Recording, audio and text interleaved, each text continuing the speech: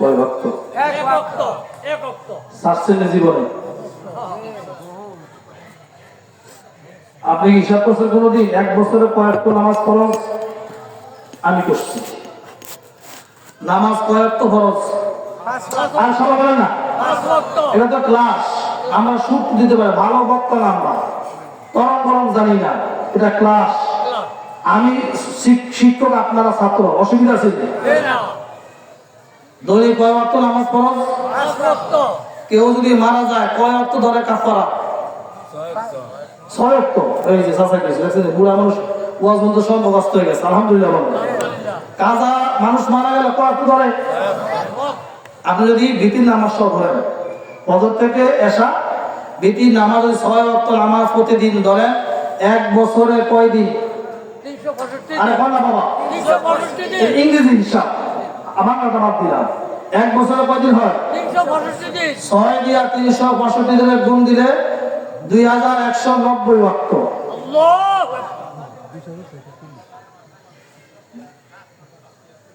365 গুণ কথা বলছেন, 2190 ওয়াক্ত নামাজ প্রতিদিন। 17 ফরজ প্রতিদিন। কয় ফরজ? আমাকে বিতিটা বাদ দিলাম, বিতিশ 3 তো 20। প্রতিদিন যদি বিতিশ সহ ওয়াজিব সহ 20 ফরজ ধরে, 365 দিনে কত ফরজ? প্রতি রাকাতে 2 সেজদা করে হলে কত লক্ষ সেজদা আপনার জীবন আমার জীবনে মিস করেছে।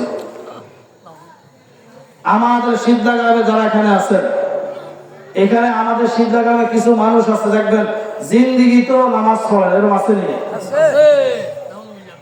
আমি কুমিল্লা ইমামতি করি এখন, আমার কথা এরকমই। আমার মধ্যে এলাকায় কিছু মানুষ আছে, আমার কাছে হুজুর কর্মকর্ম চিনিত, এমন এক মানুষ জিন্দিগিতে একদিনও মসজিদে আসে না, বা মুসলিম মুসলমানের হুয়া একদিনও মসজিদে যায় না। তাহলে আপনার উপরে প্রতিদিন 6 ওয়াক্ত হলে বছরে 2190 ওয়াক্ত নামাজ ফরজ। প্রতিদিন 20 ফরজ হলে বিতি সহ, প্রতিদিন 20 ফরজ হলে 365 কত হাজার ফরজ। প্রতি রাকাতে 2 সেজদা হলে কত লক্ষ সেজদা আমার মালিক আপনি দেন নাই। এ মুসলমান ভাই, কান লাগা ভালো করে শুনেন, এক আমাদের সবাই বলেন, শয়তান লক্ষ লক্ষ বছর আমার মালিকের সেজদা দিল, মাত্র সেজদা মিস করলো কয়টা? একটা। সবাই কয় না? এক সেজদা মিস করলে কি বললো? কাফের। আবা ওয়াস্তাকবার ওয়া কানা মিনাল কাফিরিন।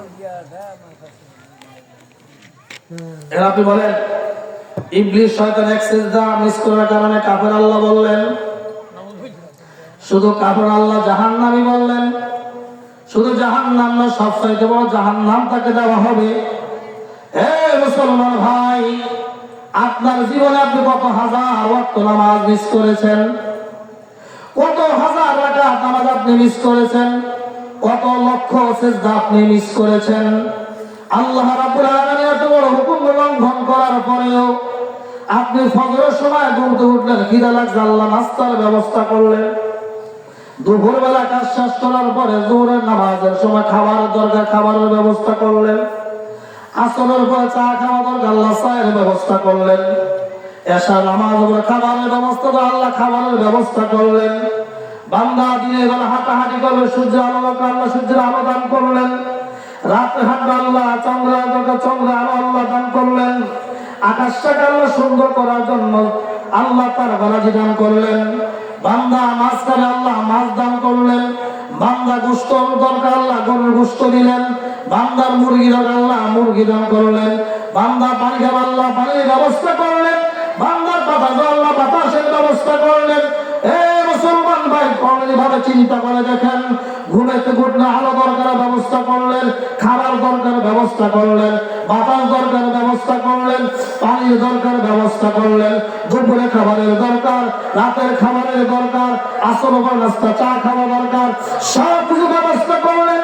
আল্লাহ যখন জমিন বানাইলেন, বুখারীর বর্ণনা, জমিন থারথার করে কাঁপতে শুরু করেছে। আল্লাহ বলেন, জমিন ঠাট্টার করে আপনি আমার বান্দা চলতে পারবে আল্লাহ জমিনকে থামাইয়া দিলেন। জমিন যখন থেমে গেল ফেরেশতারা বলে, আল্লাহ জমিনটা দেখে আমরা তা আল্লাহ বলে ওয়াল জিবাল আওতাদা, আমি রব্বুল আলামিন জমিনকে থামাইলাম, পাহাড় দিয়া পেরাক মারলাম। আল্লাহু আকবার। আল্লাহ জমিনটাকে থামাইয়া দিলেন, আসমানকে আল্লাহ আপনার ঘরের মতো ছাদ বানাইয়া দিলেন, সূর্যকে আলোর জন্ম দিলেন, চন্দ্রকে আলোর জন্ম দিলেন, সকালে খাবারের দরকার দিলেন, দুপুরে খাবারের দরকার দিলেন, বিকালে খাবারের দরকার দিলেন, রাত্রে খাবারের দরকার দিলেন। এত কিছু দেওয়ার পরেও আল্লাহ বলেন আল্লাযী খালাকা লাকুম মা ফিল আরদি জামিয়া, আল্লাযী খালাকা লাকুম মা ফিল আরদি জামিয়া। আমি রব্বুল আলামিন ৮০,০০০ আলম, ১৮,০০০ মাখলুকাত, আমি রব্বুল আলামিন সব তোমাদের জন্য বানাইলাম। আসমান ভোগ করবা, জমিন ভোগ করবা, পানি ভোগ করবা, মুরগির গোশত খাবা, গরুর গোশত খাবা, হাঁসের গোশত খাবা, হাঁসের ডিম খাবা, সকালে নাস্তা খাবা, দুপুরে নাস্তা খাবা, খাবার খাবা, রাত্রে খাবার খাবা, সব খাও। আমি মালিকের একটু সময়টা হইলে দুইটা সেজদা দাও। সুবহানাল্লাহ। ফেরাউন কি কইছি করো, আবার কম, ফেরাউন ভালো মানুষ। একটা খাবেন। ফেরাউন যখন খোদা দাবি করলো, আমাদের ইতিহাসটা লম্বা ইতিহাস করছি, শেষে দিয়ে বলি, আমার দিকে তাকান সবাই, কথা বুঝতেছেন? কিছু ওয়াজ নিয়ে যান। ফেরাউন যখন খোদা দাবি করলো, আল্লাহর কাছে যখন সেজদা দিল, লম্বা সেজদা, পাও গুলো উপরের দিকে দিয়া, মাথা নিচের দিকে দিয়া, আল্লাহ বলে ফেরাউন না, পাও নামা, আমি তোমার সব দরখাস্ত কবুল করছি। আল্লাহ তো বন্দা কি কর কবুল করার পরে এবার জিবরাইল আলাইহিস সালাম আল্লাহ পাক ফেরাউনকে পাঠাইলেন মানুষের সূরতে। কোন সূরতে? মানুষের সুরতে। কথা ভালো করে বুঝেন, কোন সূরতে? মানুষের সুরতে। কে আসলো? জিবরাইল আলাইহিস কার কাছে? ফেরাউন। কথা কার কাছে? আবার ফেরাউন। আয়েশা কয় যে বাদশা আপনার কাছে আমি একটা বিচার নিয়ে আসছি। কি বিচার? একজন গোলাম যদি কোনো মালিকের বাসায় থাকে, মালিকের ঘরে খায়, মালিকের পোশাক পরে, মালিকের সবকিছু ভোগ করে, ভোগ করার পর ওই নাফরমান, ওই কর্মচারী, ওই গোলাম যদি মালিকের বিরুদ্ধাচরণ করে, মালিকের হুকুমগুলা না পালন করে, আপনি বলেন তো তার বিচারটা কি হওয়া উচিত? আল্লাহ। প্রশ্ন ঠিক আছে নি? ফেরাউন বলে এটা তুমি কি বললা?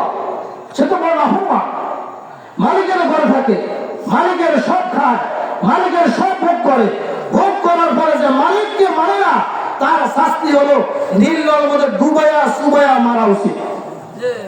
আল্লাহ। সুবহানাল্লাহ কন্যা সুবহানাল্লাহ। জীবনকে হুজুর লিখে দেন, উনি লেখছেন যে গোলাম তার মালিকের ঘরে থাকে, মালিকের খাবার খায়, মালিকের সব ভোগ করার পরে মালিকের হুকুম মানে না, তার শাস্তি হলো তাকে নীল নদের মধ্যে সুবাইয়া ডুবাইয়া মারা উচিত। নিবেদক ফেরাউন। সুবহানাল্লাহ কম। সুবহানাল্লাহ। অনেক বছর চলে গেল, যখন ফেরাউন সীমা লঙ্ঘন করলো, মুসা নবীকে হত্যা করার জন্য নীল নদের কাছে গেল। এই ইতিহাস আপনারা জানেন, সুন্দর সুন্দর বড় হয়ে গেছে। আল্লাহ বলেন ও মুসা আপনি লাঠি দিয়ে আঘাত করেন। পানির মধ্যে মুসা নবী একটা আঘাত করার সঙ্গে সঙ্গে আল্লাহ 12টা রাস্তা বানিয়ে দিলেন। আল্লাহু আকবার। মারহাবা। আঘাত করছে কয়টা? একটা। তো যে নবী একবার আঘাত করে রাস্তা 12টা হয়, আপনার আকল নাই? আপনি ওই নবী যে আমার মতো মানুষ কেমনে বলেন? যেখানে মুসা নবী আমার মতো না, ঈসা নবী আমার মতো না, ইব্রাহিম খলিলুল্লাহ আমার মতো না, ইসমাঈল যাবিহুল্লাহ আমার মতো না, যেই নবী নবীদের নবী, সকল নবীদের নবী, সকল রাসূলদের নবী, আরশ আজিমে গিয়ে যে নবী আল্লাহর সঙ্গে দেখা করেছেন, আপনি সেই নবীকে আমার মতো মানুষ বলেন? আপনি দেখুন, আল্লাহ বোঝার তৌফিক দান করুন। আমাদের কথা একটাই, আমার নামাজ পড়া ইমানের সাথে, ইমান রাখবো রসুলের প্রেমের সাথে। মারহাবা বলেন। বুখারীর বর্ণনা এসেছে, বুখারী শরীফে হাদিস। হুজুর এখানে আছেন, ইমাম বুখারী রাহমাতুল্লাহ একটা বাব লিখেছেন, হুব্বুর রাসূল মিনাল ঈমান। আল্লাহ হুব্বুর রাসূল মিনাল ঈমান, রাসূলের প্রেমটাই হলো ঈমান। আল্লাহ সুবহানাল্লাহ বলেন। আল্লাহ আমি সেদিকে যাব না। তো মুসা নবী আঘাত দিলে একটা রাস্তা হয়েছে কয়টা? বারোটা এই ওয়াল মুখস্থ রেখে যে রাস্তা কয়টা হয়েছে? এ বারোটা মুসা নবী ওনার দলবল নিয়ে পার হয়ে গেলেন। কাফের মুশরিক ফেরাও এসে দেখলো যে বিশাল রাস্তা, লম্বা কথা বলবো না, সংক্ষেপ। নদীতে রাস্তা দিয়ে চলা শুরু করলো। নদীর মাঝখানে আল্লাহ বলে, রাস্তা তুমি ডুবে যাও, পানি তুমি মিলে যাও। আল্লাহু আকবার এবার যখন ডুবানে শুরু হইলো, একবার পানির নিচে যায়, আবার উপরে যায়। এবার ফেরাউন আমানতু বিরাব্বি মূসা ওয়া হারুন, আমি হারুন আর মুসার খোদার কাছে ঈমান আনলাম। আল্লাহ আল আন, এখনই। ওই কথা তখন জিবরাইল আলাইহিস সালাম দেখাইলেন, এই যে স্যার আপনি দেখছিলেন,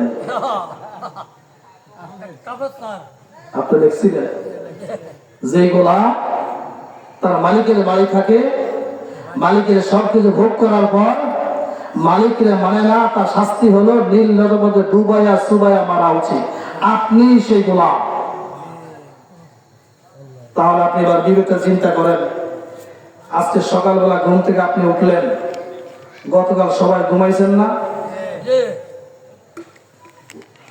হাদিস শরীফ এসেছে, বান্দা যখন রাত্রে ঘুমায় তার রূহটা তার ভিতর থেকে বের হয়ে যায়, আল্লাহু আকবার সারা পৃথিবীতে ভ্রমণ করে। বলেন, রুহুটা আমার থেকে যখন বের হয়ে গেল, এখন আমি ঘুমের মধ্যে মরা না জিন্দা? মরা কথা পায় না। মরা আর নাওমু নিসফুল মাউত, ঘুম হলো মৃত্যুর অর্ধেক। রাত্রে ঘুমাইলে রুহুটা আপনার থেকে বের হয়ে গেল। বলেন, বের হইলো কার হুকুমে? আল্লাহর হুকুমে সবাই বলেন, কার হুকুমে? আল্লাহর হুকুমে আল্লাহ হুকুমে রুহুটা বের হয়ে গেল। ফজরের সময় যখন হয়, যদি আল্লাহ হুকুমে আবার না আসে, আল্লাহ উপর মুসলমান চিন্তা করার কথা বলি। যে আমার ভাইরা, এই জন্য রহমতের নবী আমাদের একটা দোয়া শিখাইলেন। আল্লাহ হাবিব রহমতের আলম নবী বলেন, বান্দা যখন তুমি ঘুমাইবা, ঘুমানোর সময় একটা দোয়া পড়ো, আল্লাহুম্মা বিসমিকা আমুতু ওয়া আহইয়া। এটা পড়েন না আপনারা? সবাই আমার সাথে পড়ার মুখস্থ, আল্লাহুম্মা। এই সবাই সব আল্লাহুম্মা বিসমিকা আমুতু ওয়া আহইয়া, আল্লাহুম্মা বিসমিকা আমুতু ওয়া আহইয়া। আল্লাহ হাবিব বলে, বান্দা তুমি কি বলেন, তুমি কি বুঝো, তুমি কি অর্থটা বুঝো? বান্দা তুমি ঘুমাস, আল্লাহুম্মা বিসমিকা আমুতু ওয়া আহইয়া, আল্লাহ আমি আপনার নামে মৃত্যু বরণ করলাম। ও আহইয়া, যদি আপনি আগামীকাল সকালে আমাকে রুহুটা আমাকে দয়া করে আবার ফিরে দেন, আমি আগামীকালকে জিন্দা হতে পারবো। সুবহানাল্লাহ এবার সবাই এক আওয়াজে আমার সাথে বলেন, একটা আইনের কথা বলেন। কেউ যদি ফাঁসি দিয়ে মরার সময় মরেনি, করে টেনে নিচে হয়ে মরেনি, আলহামদুলিল্লাহ বলেন আত্মহত্যা করা হালাল না হারাম? হাজার কোটি বার হারাম একটা কথা বলি, মাইকের আওয়াজ যারা বাইরে এসে আপনারা ভালো করে শোনেন, যুবকরা ভালো করে শোনো, যুবতীরা ভালো করে শোনো। ছেলের ভালোবাসায়, মেয়ের ভালোবাসায় প্রেম করতে গিয়ে তুমি ছোট্ট একটা জীবনটাকে নিজের হাতে বিসর্জন দিচ্ছ। হাদিস শরীফে আসছে, শরীয়তের মাসআলা হলো, যেই হাদিস শরীফে আসছে, যেই ব্যক্তি যেইভাবে আত্মহত্যা করে মারা যায়, নাউযুবিল্লাহ যেই ব্যক্তি আত্মহত্যা যেইভাবে আত্মহত্যা করে মারা যায়, যেদিন কবরে যাবে হাসর পর্যন্ত প্রত্যেকদিন তাকে ওইভাবে একবার করে মৃত্যু দেওয়া হবে, আবার জীবন দেওয়া হবে। নাউযুবিল্লাহ নাউযুবিল্লাহ এবার একটা বাস্তব কথা বলেন, কেউ যদি আত্মহত্যা করার সময় একটা সিরকুট লিখে যায়, যে আমি আমার মৃত্যুর জন্য নিজে দায়ী, আমার মৃত্যুর জন্য আমার কেউ দায়ী না। কথা বুঝলেন আমার? কেউ যদি মৃত্যুর আত্মহত্যা করার সময় এই সিরকুট লিখে যায়, আমার মৃত্যুর জন্য আমি দায়ী, আমার মা বাবা ভাই বোন স্বামী স্ত্রী কেউ দায়ী না, ইতি অমক, সিরকুট লিখে যদি কেউ মারা যায়, কার বিরুদ্ধে মামলা হইব? কথা বলে না, মামলা হইব। মামলা করাটা অন্যায় হবে, নিজের মরা নিজে মরছে। তার এবার সিদ্ধান্তে আমরা পৌঁছে যাই। ওই যে দোয়াটা শিখাইলাম, আপনি ঘুমের সময় আল্লাহুম্মা বিসমিকা আমুতু, আবার তাহিয়া বাদ দেন আল্লাহুম্মা বিসমিকা আমুতু, আল্লাহ আমি তোমার নামে মারা গেলাম। আমরা ঘুমের সময় সবাই দোয়াটা পড়ি। যদি আপনি ঘুমের ভিতরেই মারা যান, আল্লাহর কোনো বদনাম হবে না। আপনি আল্লাহর কাছে বলেন, মালিক আমি ঘুমাইলাম না, আমি মারা গেলাম। আল্লাহ বলে, বান্দা তুমি মারা গেলা ওয়াহিয়া, আর আমার উপরে ভরসা করে আগামীকাল ঘুম থেকে উঠবা, নিয়ত করেছো যাও, আমি আল্লাহ খুশি হয়ে তোমাকে আগামীকাল সকালে আবার রুহটা ফিরাইয়া দিলাম। সুবহানাল্লাহ। মুসলমান ভাই, ভালো করে কথাগুলো মনোযোগ দিয়ে শোনেন। আপনার কত বড় সহজ, আপনি সারা নামাজটা না পড়ে ঘুমাইলেন, আবার সকল আমার মালিক আমার আল্লাহ আপনাকে দয়া করে রুহটা ফিরিয়ে দিলেন, আপনি আল্লাহর শুকরিয়া আদায় না করে সিজদাটা দিলেন না।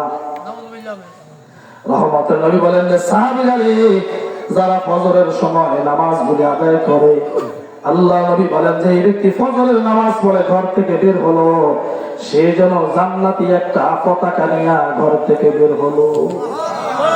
রহমতের নবী আরো বলেন, আল্লাহ পাক আমাদের বান্দার জন্য ফজরের সময় বরকত দান করে।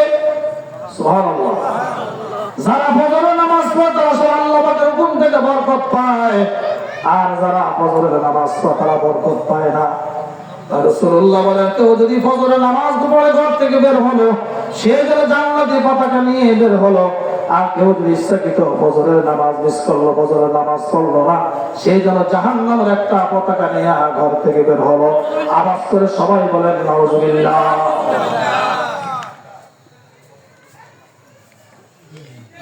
আল্লাহ নবী রহমতের আলম নবী একদিন আশারের সময় আমার সাহাবীরা, কথা বুঝতেছেন? আমার সাহাবীরা, তোমরা কি সবাই জান্নাতি মানুষ দেখতে চাও? সাহাবী বলে, রাসূলুল্লাহ অবশ্যই আমরা জান্নাতি মানুষ দেখতে চাই। নবী বললেন, তোমরা সবাই আগামীকাল ফজরের সময় মসজিদে আসিও। ভালো কথা না? কি ভালো কথা না? আমি যদি এখন মনে করেন বলি যে আজকে যারা আগামীকাল যারা ফজর নামাজ পড়বে না সবাই বেহেশতি, সবাই মসজিদে আসবেন না? কথা হয় না? খাজা গরিবুল আমার রহমতুল্লাহ আলাইহির উস্তাদ উসমান হারুনি, কি নাম খুশি কর, উসমান রহমতুল্লাহি, উনি একদিন, কথা ভালো করে শুনেন, এটা মানবতী কথা, বিশ্বাস দরবার, আমি তো বিশ্বাস না, এটা মানবতী কথা। উনি ওনার মুরিদদেরকে বলেন, আগামীকাল যারা ফজরের নামাজ জামাতে পড়বি তোরা সবাই বেহেশতি হইতে পারবি। সুবহানাল্লাহ। আবার পড়। তবে এই কথা যে প্রচার করবি সে জাহান্নামে যাবে। কথা ঠিক আছে? আগামীকাল যারা ফজর নামাজ জামাতে পড়বি তারা সবাই জান্নাতে যাবি, যে প্রচার করবি সে জাহান্নামে যাবে। কথাটা গুরুত্বপূর্ণ কথা, ঠিক না? উসমান হারুনি রহমাতুল্লাহ আলাইহি ফজর মসজিদে আসলেন। ফজর মুসল্লি কম হয় না বেশি হয়? ওই যে বললাম 36তম মাহফিল, আমরা বাবু হুজুর কর ফজরে 10 জন। আরে বাবুর মাহফিলের কি ফলাফল, বারো সমস্ত মাহফিল নিয়া এই মাহফিল করে কি হবে? সব সিটারিয়ার বাদ করে আমাদের বক্তা সিটার, মুসল্লিও সিটার, আয়োজক গুলিও সিটার। বক্তা চিন্তা কতটা মামাল পাবে, ওই সিটারের পরে কতটা কামাল দেবে, আর শ্রোতাকে কার সুর বলা, কে কত হাসাইতে পারে। মনে রাখবেন মুসলমান, যেই বক্তারা হাসায়, বলেন যেই বক্তারা আশায় হাসায়, ওদের মাহফিলে যাওয়া, ওদের ওয়াজ শোনা হারাম, হারাম, নাজায়েজ।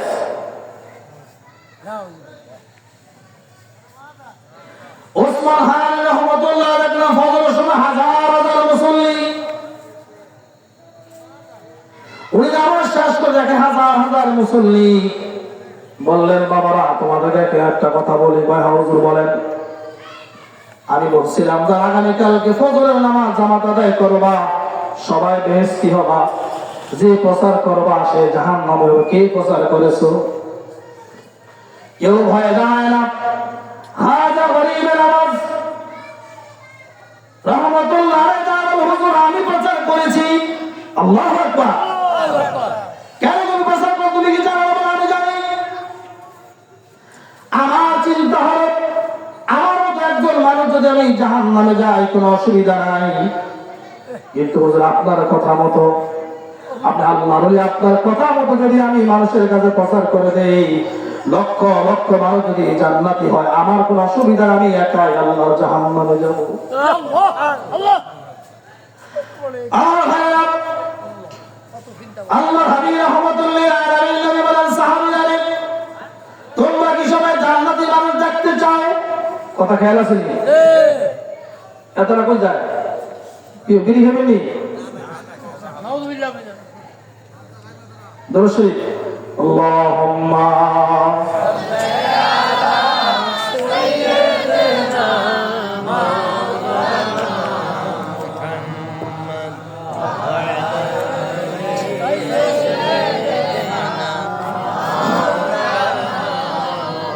اللهم صل على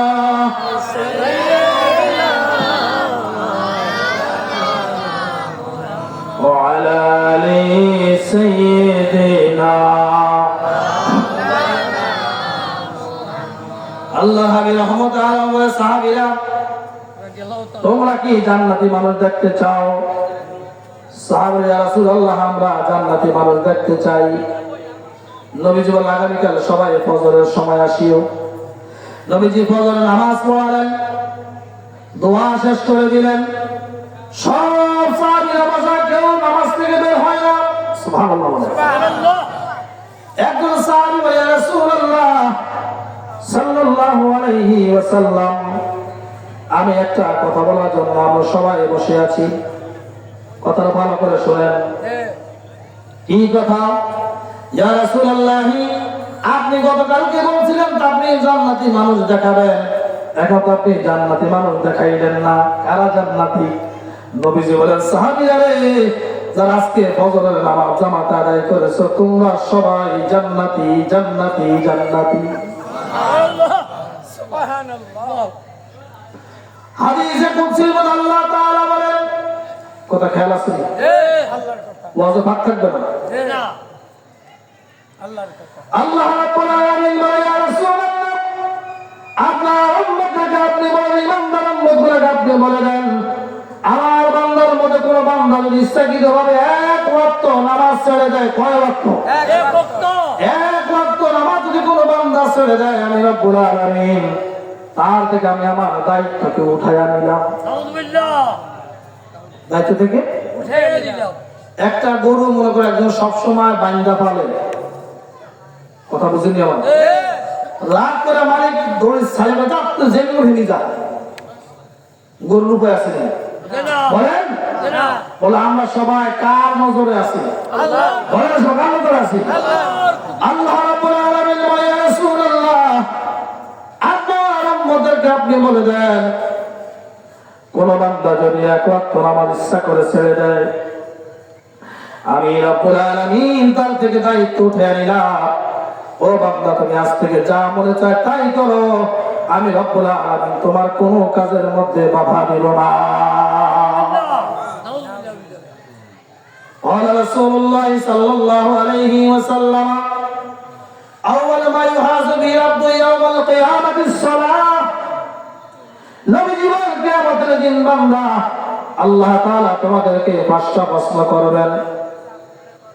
এর মধ্যে এক নম্বর প্রশ্ন হলো নামাজ।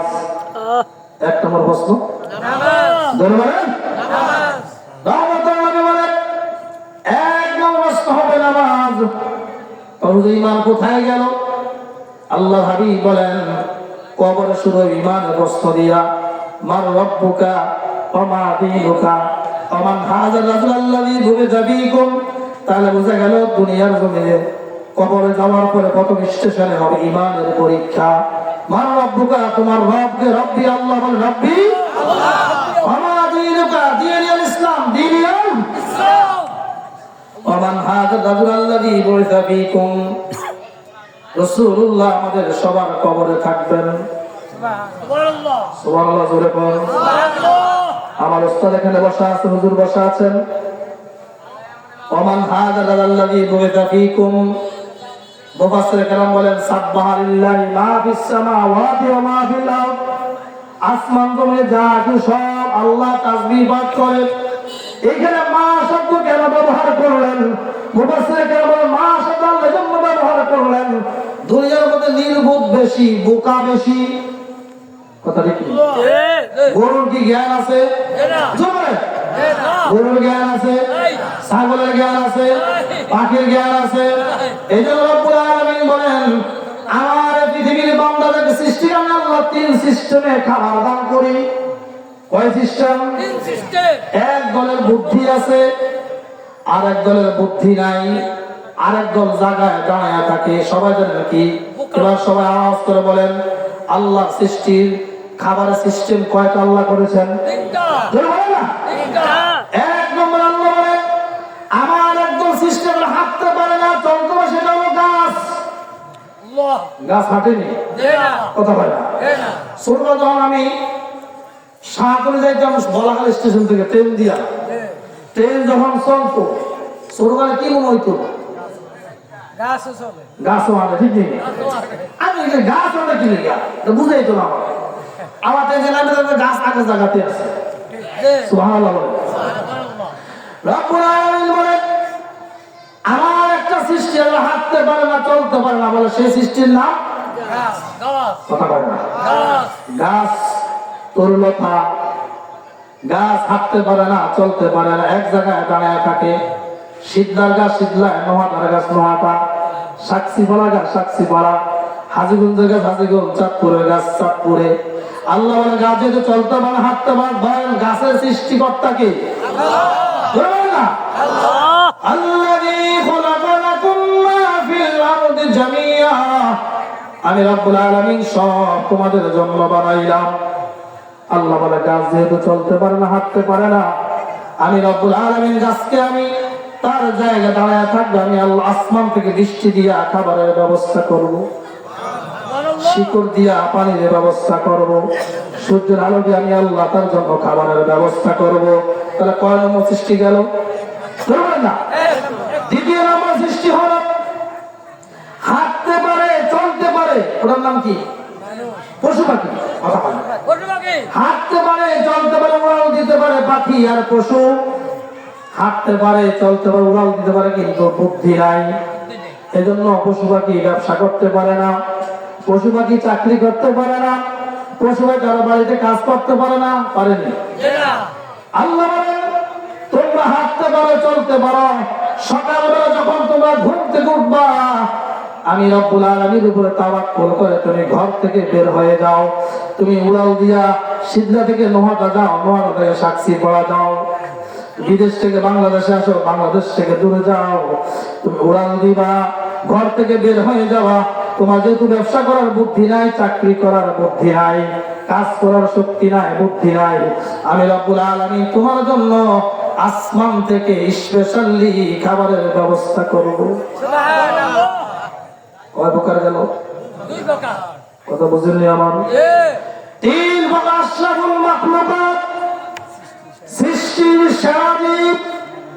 মানুষ চলতেও পারে, হাঁটতেও পারে, বুদ্ধিও আছে, আছে। দে।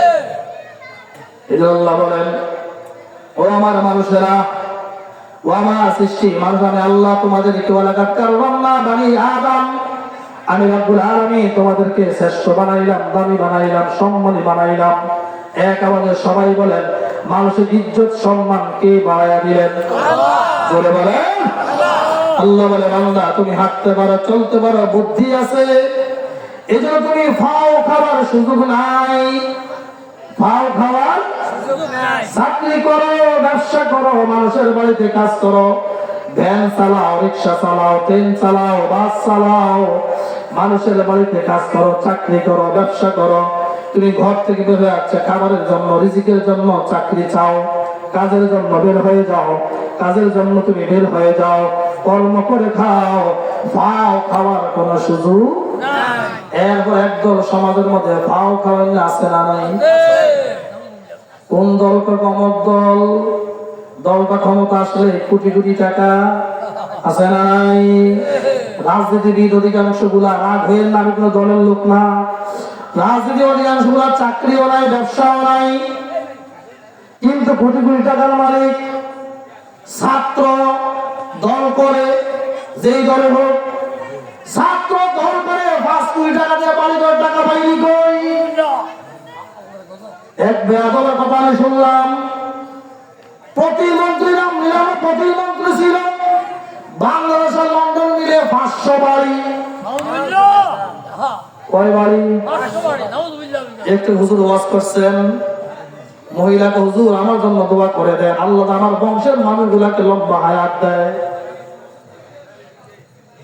মানুষ বাঁচবার 60 বছর 70 বছর কত কোটি টাকা লাগে এই মুসলমান কত কোটি টাকা লাগে ইমামতি করি 20,000 22,000 টাকা চাকরি করি আল্লাহ চালাইতেছে টুপিটার দাম 500 টাকা পাঞ্জাবির দাম প্রায় 3,000 টাকা আল্লাহ চালাইতেছে আলহামদুলিল্লাহ বলে কত টাকা লাগে তোমার ক্ষমতা পায় তুমি 500 বাড়ি করলে হযরত ওমর রাদিয়াল্লাহু তাআলা জীবনে ঘরে ওমর রাদিয়াল্লাহু তাআলা রাষ্ট্রের প্রধান হয়ে গেলেন কলিবর জাহান শাসন করেছেন ধুলার তত্ত্বে বসি সে ওমর বলে রে পৃথিবীর মানুষের সাবধান হে পৃথিবীর মানুষের সাবধান ক্ষমতা নেওয়া বড় কঠিন আমি ওমর রাদিয়াল্লাহু তাআলা ক্ষমতায় থাকা অবস্থায় যদি নীল নদের পরে কোন একটা কুকুর না খেয়ে মারা যায় আল্লাহ আদালতে আমাকে জবাব দিতে হবে তুমি মন্ত্রী হয়ে গেলা এমপি হয়ে গেলা চেয়ারম্যান হয়ে গেলা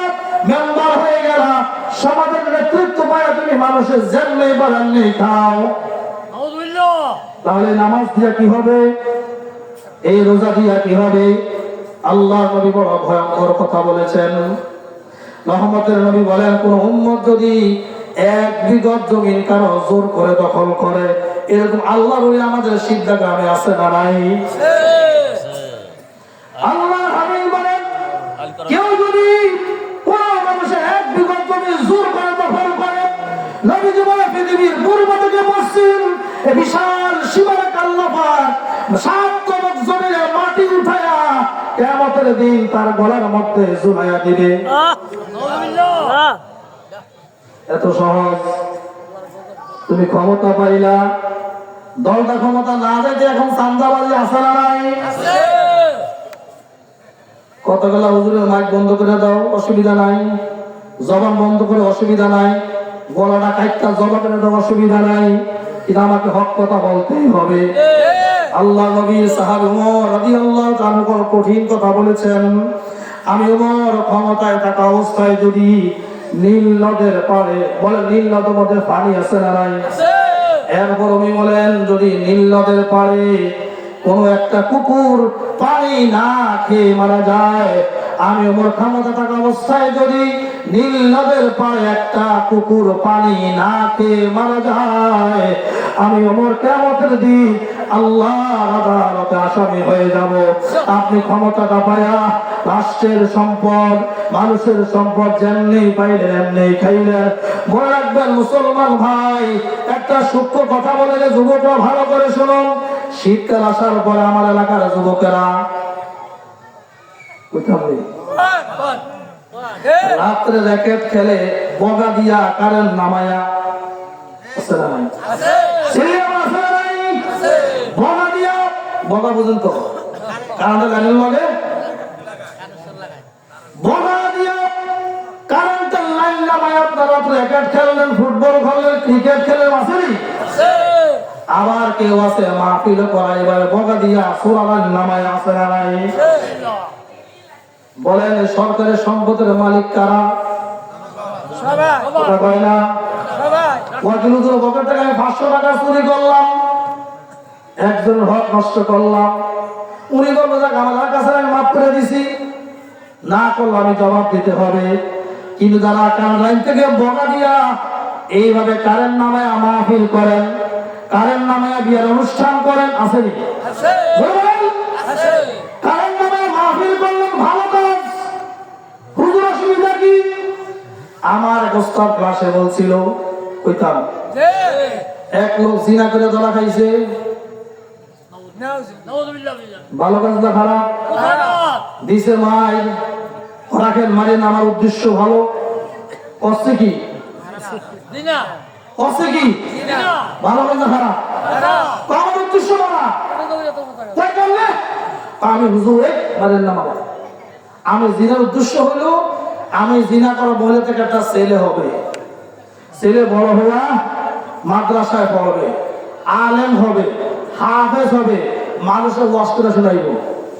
নাউজুবিল্লাহ আসলে ওরা কি বলা? জায়গা জায়গা জায়গা বলা, বলেন কি বলা? জায়গা দেখ উদ্দেশ্যটা ভালো, কাজটা কি?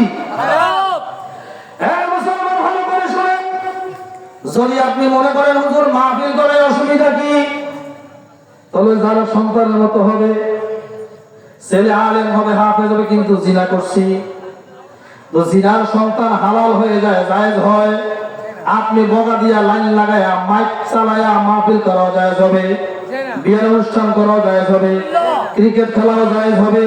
সুতরাং মুসলমান ভাই, যেইভাবে আপনি কারেন্টের লাইন নামায়া, আপনি কারেন্টটা নামায়া 10 মিনিট 20 মিনিট চালায়া আপনি হক নষ্ট করলেন, বাংলাদেশে 18 কোটি বলেন 36 কোটি বলেন, কিয়ামতের দিন 18 কোটি মানুষের কাছে মাপ চাইতে হবে, সম্ভব? কথা কয় না? আমাদের ফ্যামিলির রাস্তা আছে না নাই? ইটের রাস্তা সোলিংয়ের, আমার অনেক বাবারা আছেন, এখান থেকে 10টা ইট আপনি নিয়ে গরুর ঘরের ভিতরে লাগায়, আসেন আসেন আসেন, এখন জায়গা মতো বসছে বাদিয়া তো আবার বাদিয়া তো লাগানো যাবার বাপ আরে কই না, তো যাবো যেতে পারবো না, এরকম আসেনি? আছে